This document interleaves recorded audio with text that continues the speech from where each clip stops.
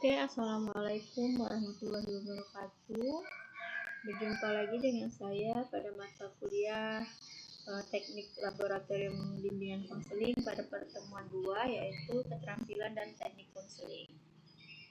Baik, saudara-saudara, silahkan perhatikan poin-poin dari keterampilan dan teknik konseling ini ya.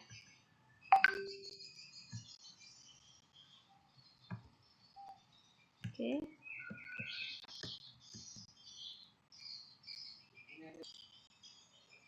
Oke, yang pertama yaitu faktor penentu penggunaan teknik konseling. Jadi kita menggunakan teknik-teknik konseling ini ada teknik khusus dan teknik umum. Ternyata ada faktor penentunya ya. Yang pertama kita lihat dari sisi konselor. Nah, di sini dasar teori yang dikuasai dan disenangi ya. Maksudnya apa? Yaitu mengembangkan hubungan konseling merupakan upaya konselor untuk meningkatkan keterlibatan dan keterbukaan klien pada proses konseling ya. Nah, sehingga akan memperlancar proses konseling nantinya. Semakin banyak atau semakin terampil teknik konseling yang digunakan oleh konselor, maka akan mempengaruhi proses konseling atau mempengaruhi hasil akhir dari konseling itu sendiri gitu ya. Nah, bentuk utama hubungan yang diinginkan klien atas bantuan konselor yaitu pertemuan pribadi dengan pribadi yang dilatar belakangi oleh lingkungan internal dan eksternal gitu. Selanjutnya dari sisi klien, kompleksitas masalah yang dihadapi, persoalan waktu untuk menjalankan konseling. Jadi konseling yang dianggap berhasil itu adalah konseling yang berasal dari keinginan dari seorang klien untuk bertemu kepada konselor dalam meminta bantuan dalam menyelesaikan permasalahannya ya, mengubah case T menjadi case.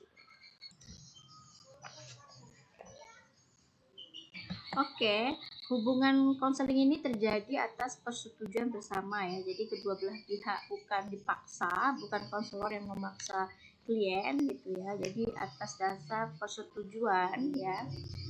Jika tanpa komitmen bersama, maka konseling akan dirasakan sebagai paksaan oleh klien gitu ya.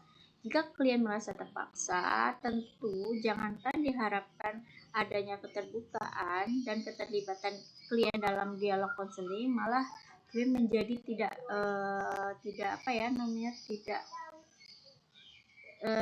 betah gitu dalam proses konseling. Tentu akan sangat mempengaruhi proses konseling. Kemudian hubungan dan proses konseling itu akan berhasil mencapai tujuan bila klien datang meminta bantuan atas dasar kebutuhannya.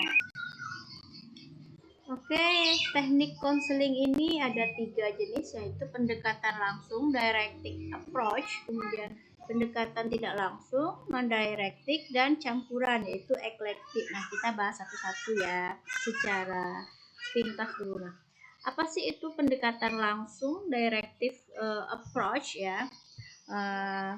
Konseling directed itu karena proses dinamika pengentasan masalahnya mirip dengan penyembuhan penyakit. Nah, disebut dengan konseling klinis. Nah, pendekatan ini dipelopori oleh Williamson dan Darley yang berasumsi dasar bahwa klien itu tidak mampu mengatasi sendiri masalah yang dia hadapi gitu ya.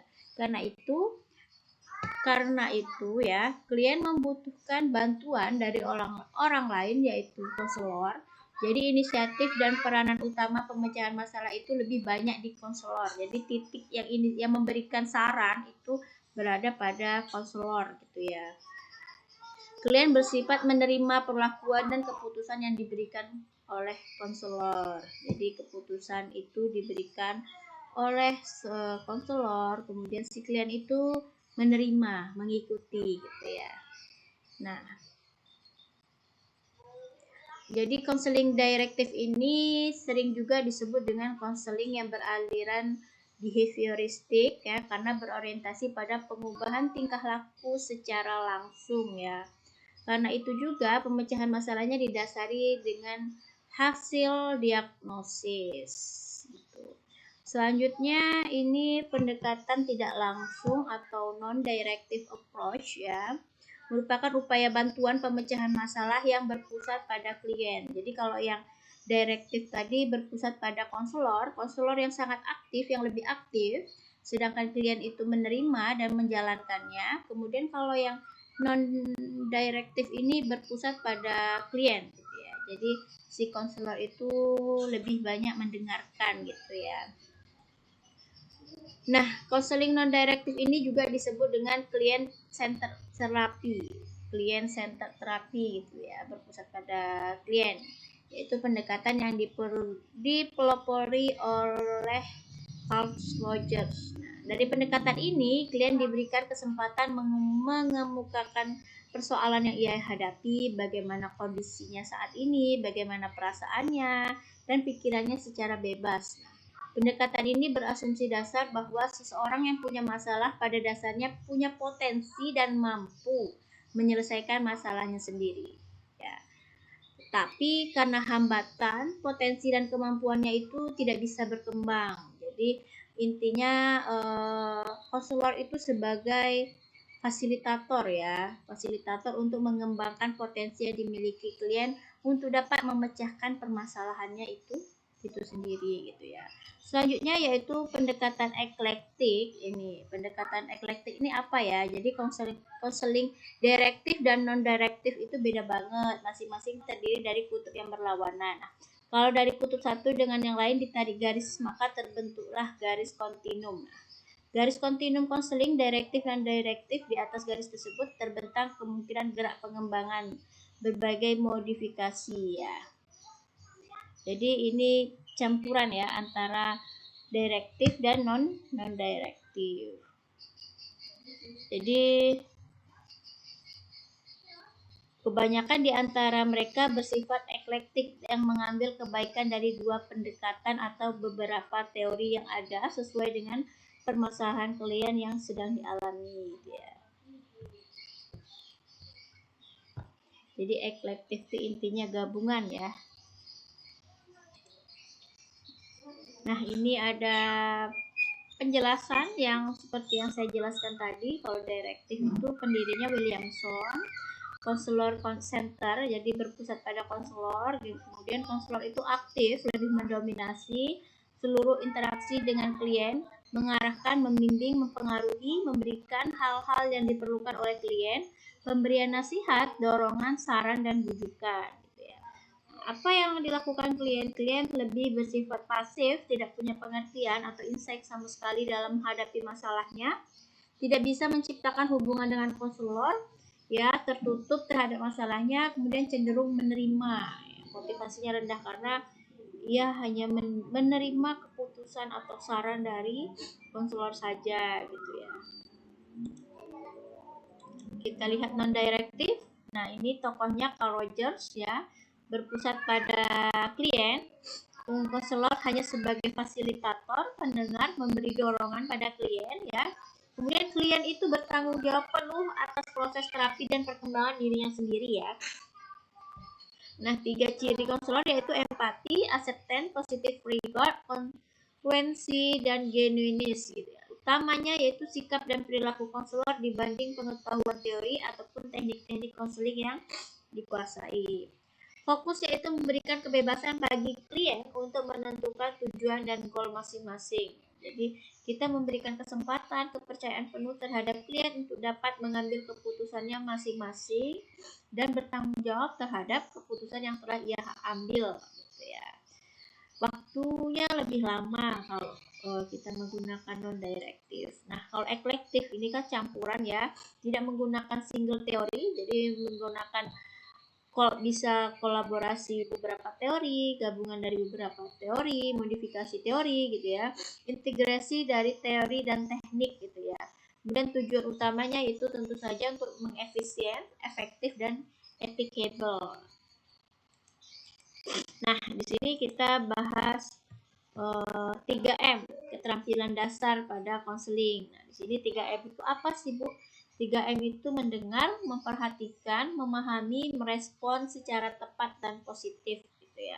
Jadi ketika klien berbicara, kita seorang konselor wajib menunjukkan sikap kita mendengarkan, memperhatikan, jadi memahami dan merespon secara positif itu juga ada cara-cara khususnya. Yang pertama mendengar dan memperhatikan, ya, yaitu apa yang ditangkap dari permasalahan atau apa yang dibicarakan dalam konseling itu sendiri ya. Yang kemudian maknanya itu apa, latar depan dan latar belakang pembicaraannya itu apa gitu. Kemudian cara klien menyampaikan isi pembicaraannya itu bagaimana. Jadi kita harus mendengarkan, memperhatikan ya. Jadi hendaklah konselor itu lebih banyak diam. Beda dari ini apa ya, sangat kontras sekali dengan direktif tadi ya, dan menggunakan semua inderanya untuk menangkap semua pesan serta memberi dorongan minimal ya. Bersedia empati, benar-benar mendengar, mengerti dan menerima segala sesuatu yang telah dikatakan klien kepadanya. Yang kedua yaitu memahami ya. Dalam hal ini konselor memahami apa yang didengar dan dikatakan oleh klien serta mampu mengkomunikasikan pemahaman konselor itu kepada klien. Yang nomor 3 yaitu merespon secara tepat, positif dan dinamis ya. Merespon permasalahan yang dialami klien secara tepat, memberikan tanggapan yang positif ya. Sehingga klien merasa ada yang memahami dan mau membantunya. Jadi kita harus secara tepat agar klien itu baikkan ya. Dinamis artinya ada kemajuan ke arah yang lebih baik gitu ya. Nah, hal yang perlu diperhatikan saat merespon yaitu kalimat singkat dan jelas. Sepertinya Anda sedih hari ini, ada yang mengganjal pikiran Anda hari ini gitu ya. Bahasa harus jelas, tidak boleh campur aduk ya, tidak. Jadi harus jelas dan dipahami. Jadi jangan kita menggunakan bahasa daerah sedangkan klien kita tidak paham. Kemudian bermakna. Kemudian yang keempat menggunakan kata tidak menggunakan kata tetapi namun, karena hal ini dapat mendorong klien untuk bereaksi mempertahankan diri. Itu sudah kita bahas pada pertemuan sebelumnya ya. Reaksi pertahanan diri itu seperti apa. Nah, intisari dari 3M ini menyangkut keterampilan mendengar dengan sepenuh hati, memahami permasalahan klien secara penuh, baik yang diungkap secara verbal maupun non-verbal, dan merespon secara tepat ya. Ciri respon yang tepat dan positif yaitu yang pertama menjadikan klien senang sehingga ia mau mengemukakan masalahnya lebih lanjut. Yang kedua tidak mengkritik ya, jadi kita tidak perlu mengkritik klien gitu. Yang ketiga tidak membangkitkan sikap mempertahankan diri pada diri klien. Tidak menggunakan kata tanya mengapa atau apa sebabnya, dan tidak menggunakan kata tetapi atau namun gitu ya. Nah, di sini ada beberapa kegiatan dan latihan yang perlu saudara-saudara praktikkan. Jadi dalam mata kuliah teknik laboratorium bimbingan konseling ini kita bahas teori, kemudian kita praktikkan gitu ya. Nah, kegiatannya yaitu berlatih melaksanakan 3M. Seorang peserta berperan sebagai klien dan satunya lagi berperan sebagai konselor ya. Yang pertama, permasalahannya yaitu kesulitan yang dialami sewaktu mendengarkan pembicaraan klien. Apa yang konselor dapatkan ketika kalian berlatih ini, apa kesulitannya? Yang kedua, kesulitan apa yang dialami untuk memahami permasalahan klien? Yang ketiga, kesulitan yang dialami untuk memberikan respon yang tepat dan positif. Kemudian yang keempat, apa ciri atau tanda respon yang diberikan konselor tepat dan positif ya. Yang kelima, bagaimana Anda ber-BMP 3 terkait materi yang Anda pelajari. BMP 3 itu tahu ya? Berpikir, merasa, bersikap, bertindak, dan bertanggung jawab. Jadi apa yang dilakukan oleh klien itu harus melalui tahapan BMP 3. Jadi harus difikirkan matang-matang, harus dirasakan, harus dilakukan, bersikapnya bagaimana, bertindaknya bagaimana, dan harus bertanggung jawab. Oke, yang selanjutnya yaitu dorongan minimal. Dorongan minimal adalah teknik untuk memberikan suatu dorongan langsung yang singkat terhadap apa yang telah dikemukakan oleh klien. Misalnya dengan menggunakan kalimat, oh ya, ketika klien sedang berbicara. Lalu, selanjutnya, Oh, begitu. Bisa juga dengan anggukan-anggukan kecil gitu ya. Nah, menurut Munro, dorongan minimal adalah isyarat, anggukan, sepatah kata atau suara tertentu, gerakan anggota badan, pengulangan kata-kata yang menunjukkan bahwa konselor itu mempunyai perhatian. Jadi ketika kita seorang konselor sedang melakukan konseling, kita wajib memberikan dorongan minimal. Oh iya, oh iya betul betul betul. Lalu gitu ya, salah satu contohnya gitu. Nah, ternyata kita ini memberikan dorongan minimal itu ada tujuannya ya, yaitu mengisyaratkan pada klien bahwa konselor mengikuti pembicaraannya, kemudian memberi kesempatan pada klien untuk melanjutkan pembicaraannya gitu ya. Itu contohnya, ya, terus, lalu, selanjutnya, kemudian gitu ya. Oke, bagus gitu ya. Nonverbal, anggukan kepala, acungan jempol, senyum, gerakan lainnya itu. Nah, di sini juga ada kegiatan lainnya nih, kegiatan dan latihan. Silahkan saudara duduk dan berpasang-pasangan, satu klien, satu konselor. Mintalah klien untuk berbicara permasalahannya. Nah, saudara sebagai konselor melakukan dorongan minimal. Yang pertama, apa kesulitan Anda? Kesulitan yang Anda alami untuk memberikan dorongan minimal. Yang kedua, bagaimana Anda ber-BMB 3 terkait materi yang Anda pelajari tentang dorongan minimal ini. Ya, ber-BMB 3 sudah saya jelaskan tadi apa gitu ya. Selanjutnya yang C, menyambut atau menerima klien ya. Kesediaan klien dalam proses konseling akan tergantung pada seberapa baik sih konselor dapat menerima klien itu sendiri sebagaimana adanya secara positif. Menerima klien secara utuh, tidak membeda-bedakan, tidak memandang fisik, latar belakang. Gitu. Ini anaknya orang kaya atau orang desa, orang kota gitu ya. Klien datang menemui konselor dengan cara berbeda-beda. Nah, perlu dicermati bahwa dalam menerima klien, hendaknya konselor tidak menuntut klien tampil dengan kondisi, cara, sikap tertentu, dan memberikan label-label tertentu pada klien ya, seperti yang saya ungkapkan tadi ya. Tidak boleh mempermasalahkan perbedaan status ekonomi, usia, profesi, pendidikan, dan lain-lain. Jadi kita harus melihat konselor si klien secara utuh tanpa membanding-bandingkan dalam hal apapun. Nah, kualitas hubungan dalam konseling juga sangat dipengaruhi oleh kepribadian konselor itu sendiri. Ya, jadi sangat dipengaruhi oleh kepribadian kita sebagai konselor dalam memulai hubungan konseling. Nah, konselor itu hendaknya bersikap seperti apa?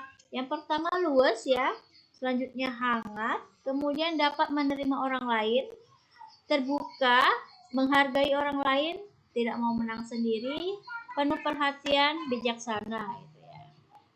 Oke, selanjutnya kehangatan. Kehangatan ini berada dalam proses konseling. Kehangatan itu dalam hubungan konseling merupakan kondisi yang satu penuh persahabatan, dua penuh perhatian yang ditunjukkan dengan ekspresi nonverbal seperti senyuman, kontak mata, dan berbagai ekspresi nonverbal lainnya yang menunjukkan adanya perhatian penuh pada klien.